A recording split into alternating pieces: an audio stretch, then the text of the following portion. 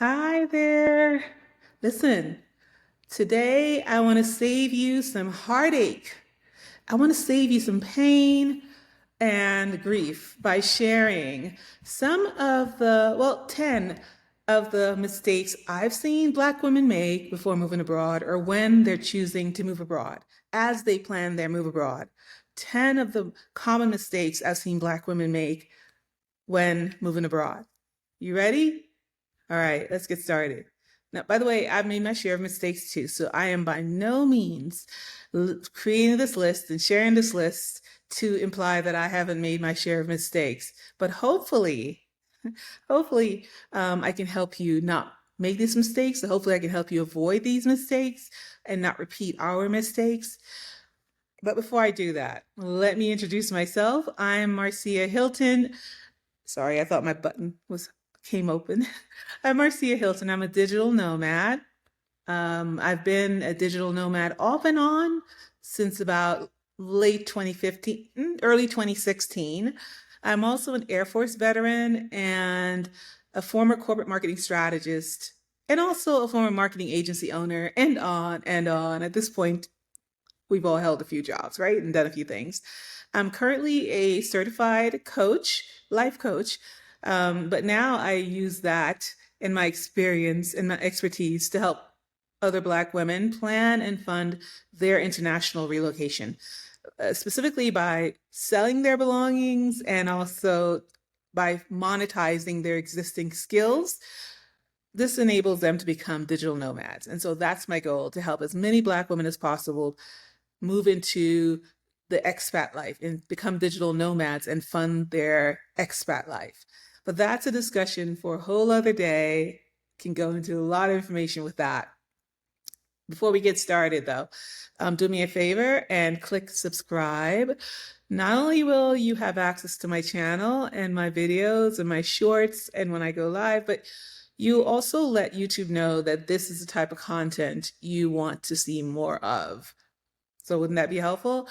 And it would also be helpful to me for you to tap the notification bell, but also helpful to you because you don't want to miss getting your questions answered whenever I go live, right?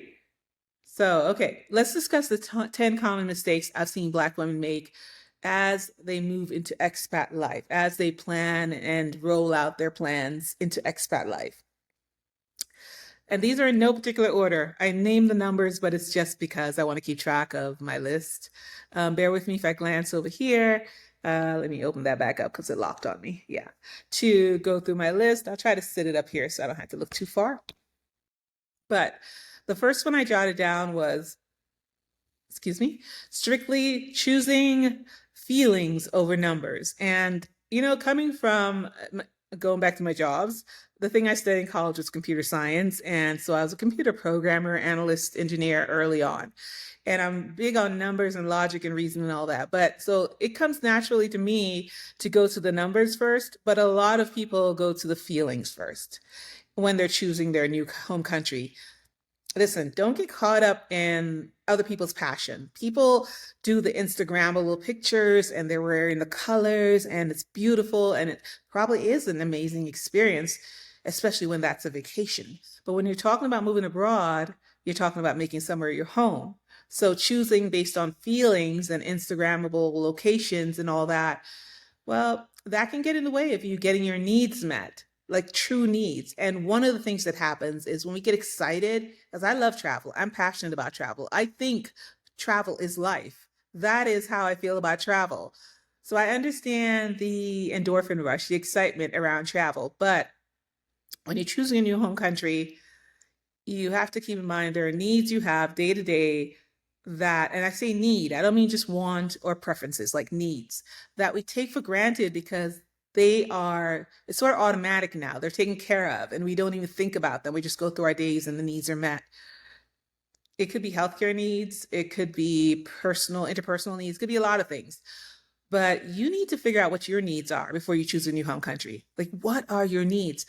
It makes sense to sit down and actually write them out, have a list out, have it on your refrigerator, add things to it as they come to mind, because again, we operate in automatic mode so much, we lose track of things that we have needs for as we go through our daily lives. So jot them down as you think of them over a period of weeks. Jot them down, because some needs come around every day, some every week, some every month, a couple times a year.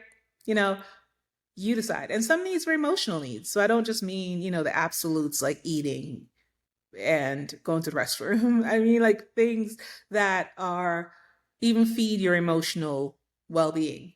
So identify those needs and make sure that when you start looking at a place that might be your new home country, that you are looking into whether or not those needs are going to be met there. And it may be okay that they're not met on the same level as they're met in your current country, like let's say the US, because that's my original country. Well, that's a country I've lived in for years.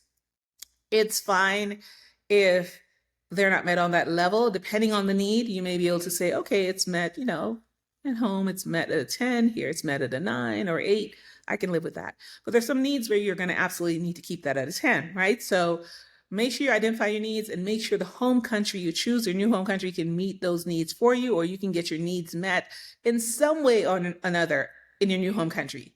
Maybe that means flying back to the US every 3 or 4 months, or somewhere else where you can get the things you need if it's a thing kind of need. Are you following me? Like, you getting it? Like, make sure that's it. It's excited to get into the colors and the vibrancy and the culture when it's new and exciting and the pictures on Instagram. And it's fine to do all of that.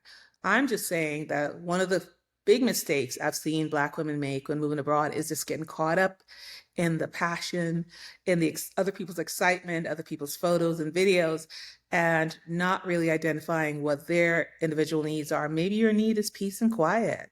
Maybe you can travel to that other place to have the excitement and the colorful stuff, right?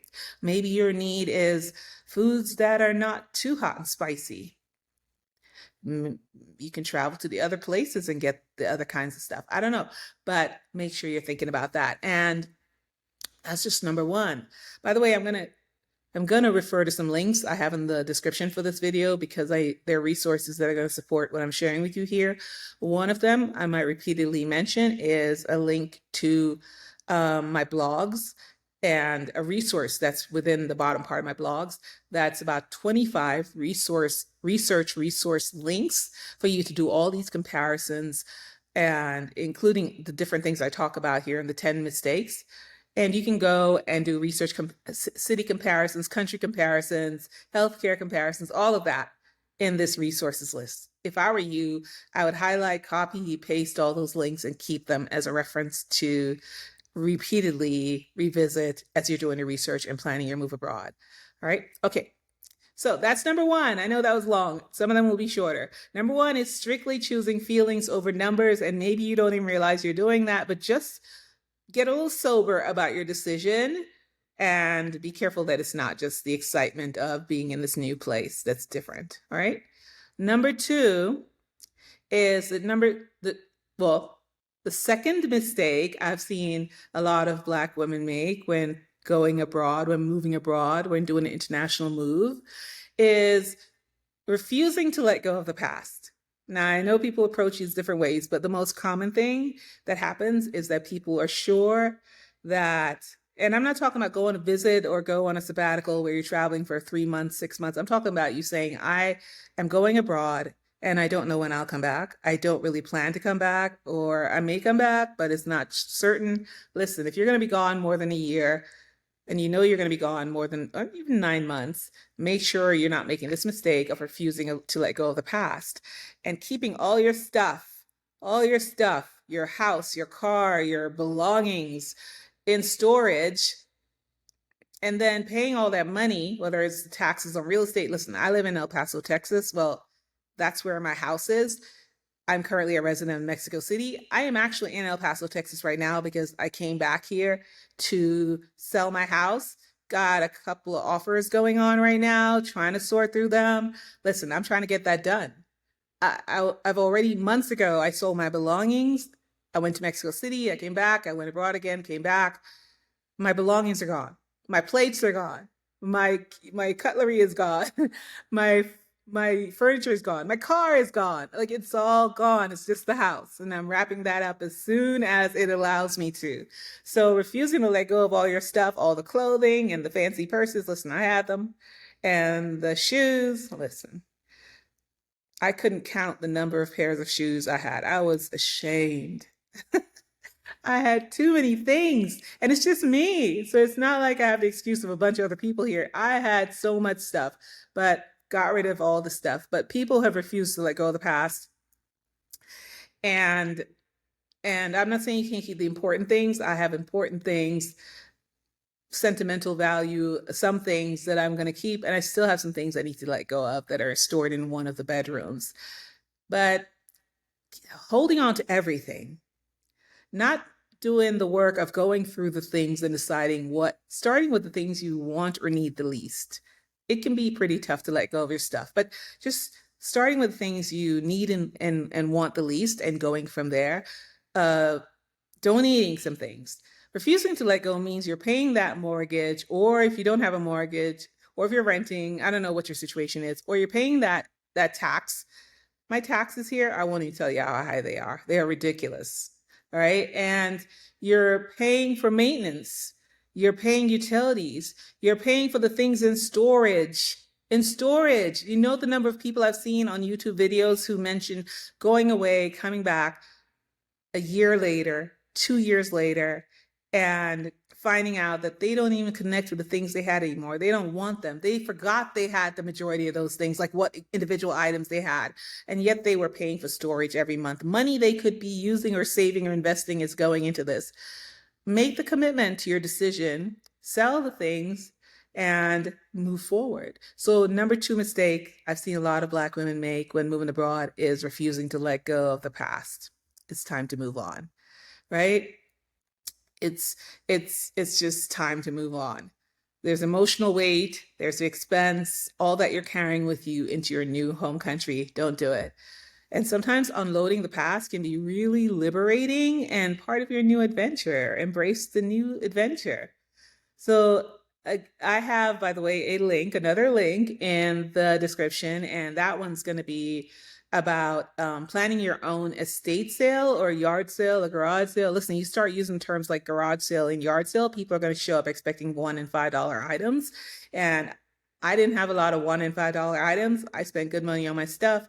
And even though you won't get anywhere near what you spend for your things, you don't want to have people expect $1 for your stuff either. So kind of get the branding together when you have your sale. But there's a whole kit that I put together from my own experience because I did it myself. And it was a lot of work, but I did it over 6 weeks or so, five weekends, three Friday, Saturday, Sunday. So 3 days out of the week, 3 days of the weekend. And I did for about 2.5 hours each of those days. Some weekends it was just Friday and Saturday, 2.5 hours each of those days. And then one day during the week, I worked with my handyman to set up the garage, arrange things, so that when people came in, there's a whole story inside the kit. It's called Organize and Sell. I have a link to it in the description. It goes through everything from the promotional stuff, how to do that, templates for planning, getting your email list together, like how to do that, how to start building anticipation. So by the time I was in week 2, people were lining up outside and almost fighting each other inside my garage to get to things because of how I built anticipation and how I did the promotion. Listen, go check it out. There's a link in the description. All right. Almost said link in bio because I'm so used to saying that.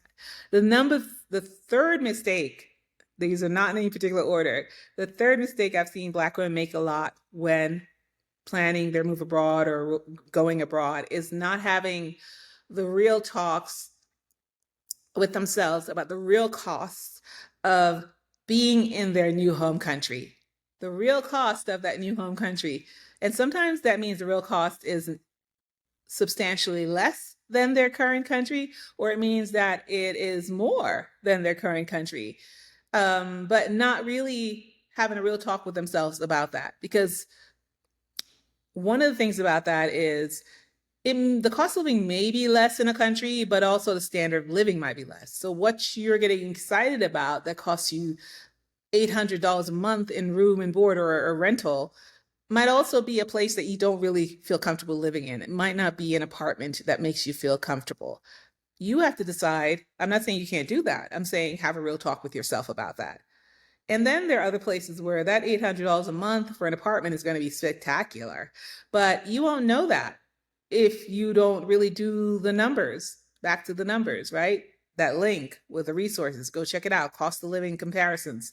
Look at the real cost. You may not have insurance copays or something, depending on how you work that out, but you may do a lot of out of pocket and it may be very affordable, but you won't know until you do the math. You may earn more than you need in the new home country. We'll talk about work and all that later. But whatever it is, you want to factor in everything from rent to emergency funds, but you want to be financially prepared because that will mean that you can really explore your whole new world without the stress of monetary surprises. You don't want any kind of financial hiccups when you're in another country altogether.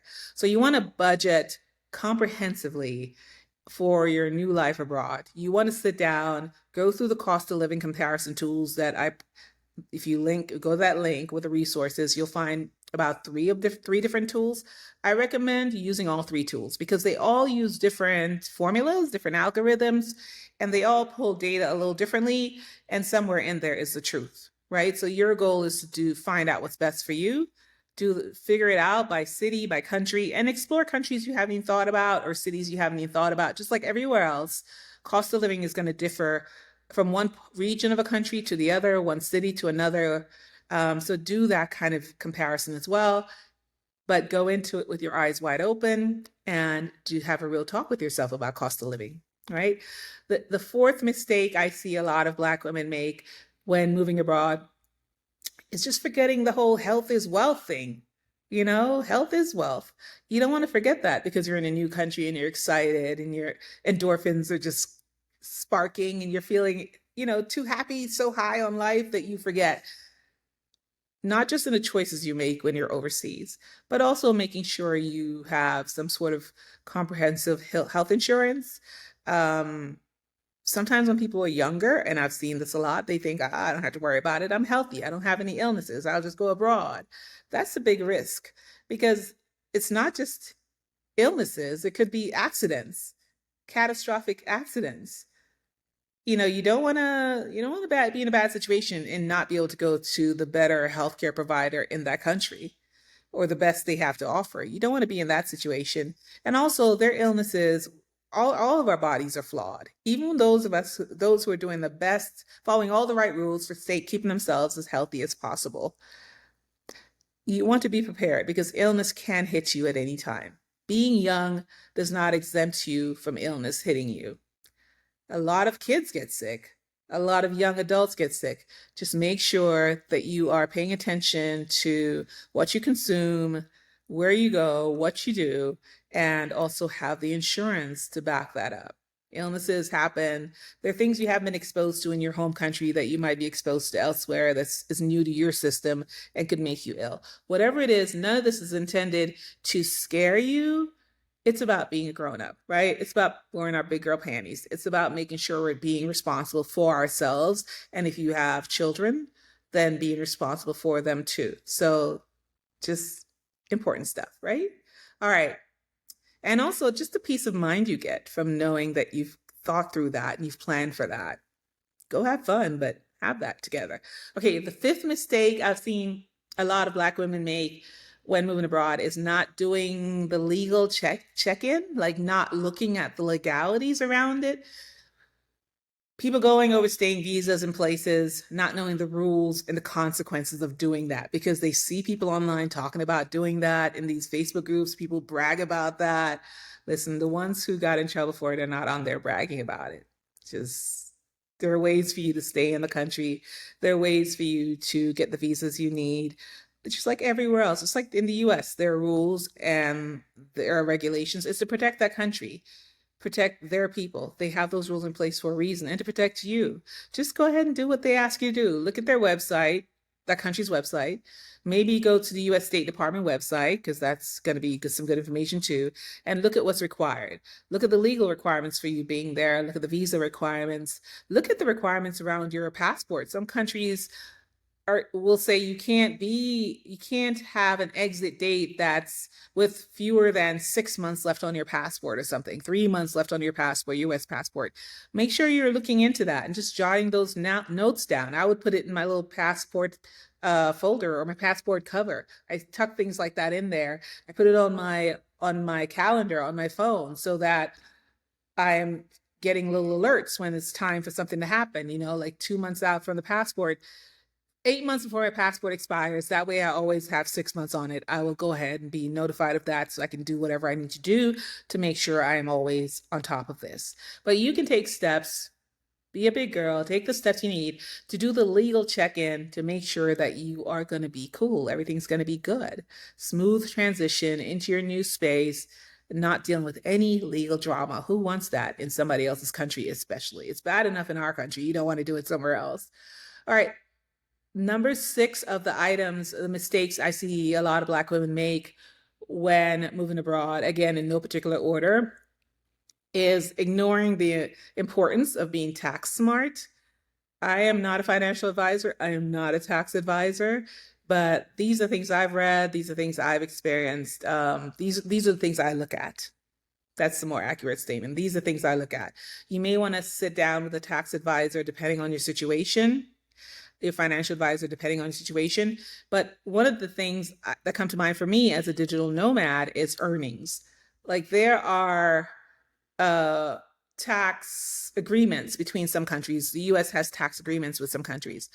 Listen, I go to the IRS website and I pull up that copy of that agreement and read through it and see what my requirements are. Like for instance, some places the agreement is you can work if you're American, you're in that country, no particular country example here, and you're serving American clients, American customers, for instance, from that country, you may not need to pay taxes in the country you're in until you earn over a certain amount. Or you may not have to pay taxes in your own home country even until you earn a certain amount. But you do have to file your taxes in your home country. And for some other countries, sometimes you do too. I don't know. You have to look into the countries you're interested in. But you need to look at that. You need to look at that if you're planning to call another country your new home country. Even if you're not a citizen there, there are going to be rules that apply to you working from there. So, and I'm talking specifically to digital nomads in this case, but there are also rules when it comes to even if you're working for someone else, which is why for some of you, when you're working for a company and you go remotely without the country being aware of it, or you try to be slick about it and go somewhere else and work from somewhere else, a beach in, I don't know, in the Caribbean or something, there are tax implications for those companies. There are legal implications for those countries, which is why they don't make it okay. Sometimes that's a reason. Sometimes it's just control. But you might be getting yourself into legal hot water and all kinds of other issues if the company chooses to pursue that. So be careful. But also just be aware as individuals and digital nomads that you are not ignoring the importance of being tax smart when choosing a new home country and when moving to your new home country. All right. Okay. The 7th common mistake I've seen Black women make when moving abroad is forgetting the importance of speaking their language. All right. I'm not trying to say that you should be fluent or that you have to be fluent. Being fluent would be nice. I'm a resident of Mexico. I am not fluent in Spanish. I think I sound like a 2-year-old. Like I have gotten around quite a few Spanish speaking countries on my own because I solo travel a lot and I make my way around speaking Spanish and I understand a lot of what's being said. I wouldn't say a lot. Maybe that's an exaggeration. I understand enough of what's being said, but I also try to improve my Spanish. It's important to me. I want to become fluent. I need to be more immersed on a regular basis, which will happen after this darn house sells, so I can just go and be there and be in the midst of it and stay there.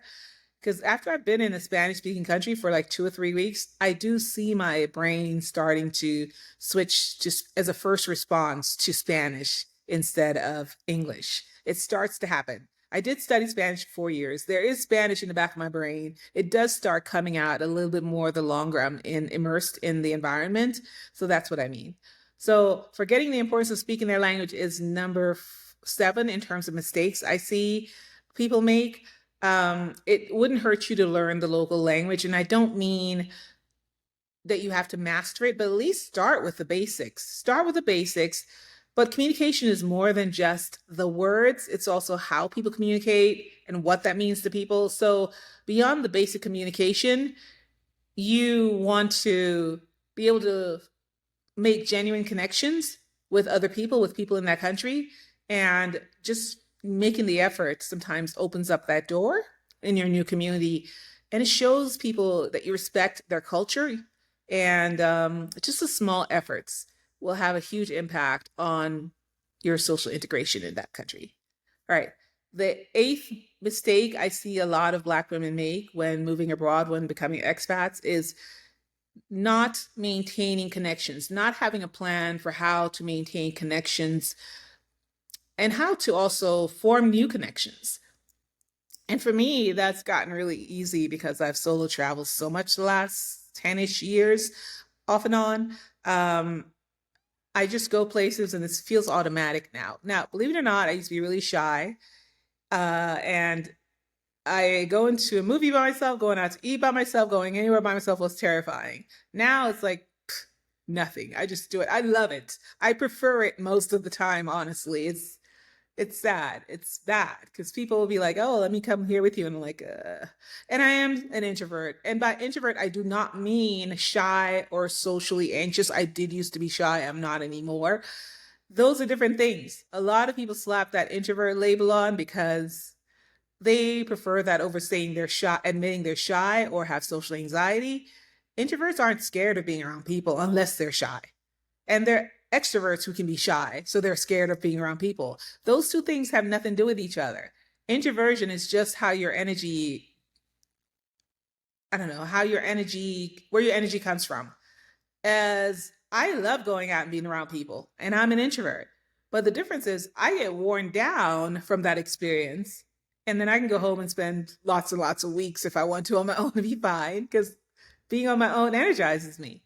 Whereas extroverts, that energy, that recharging comes from being around people, and they drain when they're on their own. That's the difference. It's not about, I don't like being around people.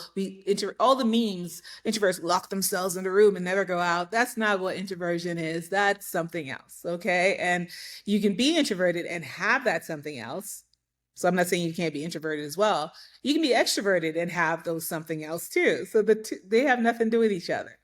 That's a different topic anyway. Sorry about that. But maintaining connections, forming connections, maintaining connections, learning how to navigate the world on your own, learning, like I know the cues for when people want to connect and chat.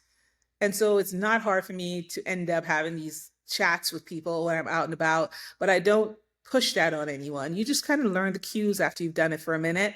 And maintaining connections when you're abroad, you don't want to feel you don't want to feel disconnected from the people that matter to you. You want to have a plan. Are you going to come back to your home, to your country every 3 months, every 4 months? Are you going to be on video calls every week? Are you send emails are you going to text? Like, what are you going to do to make sure you're maintaining connections and staying on top of everything? Like, I like coming back every 3 or 4 months. I like doing video calls sometimes. I like sharing what's happening in depth. And I'll tell you what, I learned this a while ago, and it wasn't even outside of the US. It was just moving to another city that was far enough away to require that you could drive, but kind of uncomfortably drive. It's like 6, 7 hours. Most people don't want to drive that kind of distance. But also you can fly for like 45 minutes and be there. So I was that far away. I would be gone for several months at a time and go back to the city I lived in previously where I had a ton of friends. And I tell you what, people would clear their schedule to sit down with me when I'm back in town. I would have dinner after dinner, lunch after lunch. I would be eating out all day long because people wanted to spend time with me. They made more time for me from me being out of town and visiting than when I lived there. They made it a priority to see me. And so what I'm saying is sometimes those connections can grow deeper with a little distance if you're willing to do the work in between. We had a lot of conversations on phones and stuff with people that were close to me. And I figured out who my close friends were, who my closest friends were, who really cared to see me, who wanted to be around me. The experience taught me a lot about that and how to maintain those connections. The big mistake that people make, number 8, the 8th mistake, is not having a plan for maintaining connections and not knowing how to establish new connections when moving abroad. All right. The 9th mistake I've seen a lot of Black women make when moving abroad is not facing the realities of employment. I can't tell you the number of times I've seen people ask questions, which they should, but in Facebook groups about working, and it's not just Black women, but I see this in different groups, about getting a job over in Mexico, for instance. I want to move to Mexico. You think they need people who are doing more nursing? Do you think they need people who are, and they may need nurses, a shortage of nurses in some countries, especially the US. But the point is, they're not thinking about the realities of employment, which is, 1, do you speak the language fluently? 2, do they have an absolute need for someone like you to do the job you're doing? Because they probably have 100 times as many citizens who do the job that you're coming in to try to take, and they will hire their citizen first because their citizens need the work. Also, will it pay you enough? Will it pay you what you're accustomed to work in that other country? Because maybe it pays half of what you're used to, or 1/3 or 1/10, but you need to do your research. You need to do your research. You need to look at all the different variables. This list I've gotten to number 9. There's one more. Look at all the different important variables from number 1, where you identify your needs. That's the top, right? And figure out what those realities are. And then around employment, do you need to work for another company, a big company? Do you need to work for an American company? Can you work for yourself? Is that something you haven't considered? Can you look into that? Can you become a digital nomad? Are there skills you have that you can monetize and earn money in this new country working for example, American customers? Even if you're earning, maybe in this new country, cost of living is going to be, with a comfortable life, according to you, comfort is relative, right? By your standards, a comfortable life or a good life, you can have that for half the cost of living in that new country. Maybe you only have to work 25 hours a week if you're a digital nomad making a competitive income doing what you do. Those are things you need to look at. You never know until you do the research. So not facing employment realities is the 9th mistake, common mistake I've seen Black women make when moving abroad, and not knowing the qualifications they need, the reality of the situation in that country when it comes to employment, the language requirements, all of that. Just preparing in advance and doing the research is going to make the difference in you having to keeping that from being an obstacle for you. Okay, number 10, the 10th one, the 10th mistake, common mistake I see Black women make when moving abroad is not putting safety first. It's kind of like the one where you choose a country based on what's Instagrammable. I've seen people post, this is another one I see a lot, where they're like, oh, they'll do a meme. So it's kind of lighthearted. And I'm thinking this is not something that should be lighthearted. The meme is, I need some water here. Ooh, excuse me. The meme is, oh, they say this country is unsafe, but I've been here 3 months or 7 months and nothing's happened to me. Listen, I'm not telling you. I've gone to countries that might be considered unsafe by some. And I also know that entire countries aren't generally unsafe. Just like I've lived in New York City, I've lived in Houston, I lived in a lot of places in those cities. There are areas that are safe or relatively safe, because nowhere is 100% safe, and the areas that aren't very safe at all. I know that. And that's just within a city. Within a whole country, that exists too. But don't give the impression that people shouldn't take precautions. No matter where I travel, even within the US, I'm going to take the same precautions. So do your research, take precautions. Don't get high on life and wander off with someone who seems super friendly. You don't know because, you suddenly feel super safe in a country you don't know anything about. Don't do that. Put safety first, and just do what you would do in your own country. Do what you would do in a certain neighborhood or whatever. Just do your research and choose wisely and be sensible. So investigate the safety. The link to the resources, to the expat research resources, it's going to give you a lot of places you can go to get data on different countries. But again, remember, one, there's sort of propaganda around other countries. The US does have a tendency to say everywhere else is, no, the US is the best there is, and there's nowhere else that could give you what you get here, and that's a lie. Safety exists in other countries. I'm just saying, do your research, do the work, and make sure you're taking precautions. That is all I'm saying, right? So again, the link in there are several links in the description of this video. All great resources. At least go check them out and see if any of them are helpful to you or if you could use any of them. So those were the 10 common mishaps. If you can relate to any of them at all, drop a comment and share your experience. Listen, give other people a chance to learn from your mistakes. Or if you heard of a story from someone else, you can also drop that in the comments. I'm pretty good about responding to the comments, so go ahead and put that in there. And you'll be helping other Black women learn from your mistakes. Why wouldn't you want to do that, right? If there are questions that came to mind while you were watching this, let me know that too. I'm always glad to answer questions whenever I can help. And if you found anything of value in this video, please give it a thumbs up. My channel is still relatively new. I'm glad to have you here. Please give it a thumbs up, help me grow my channel, and also let other people know that YouTube will use that thumbs up as part of the algorithm to let people know that this video should get more viewers, and it'll help more people like you who could use the information. And lastly, do me a favor and click the subscribe button down there and tap the notification bell. I'll be going live again in the near future, and I want to answer any questions you might have, so don't miss it. Just tap notification. Doesn't hurt. It's been great hanging out with you. I hope you have a wonderful rest of your day, and I hope to see you again soon. Bye-bye.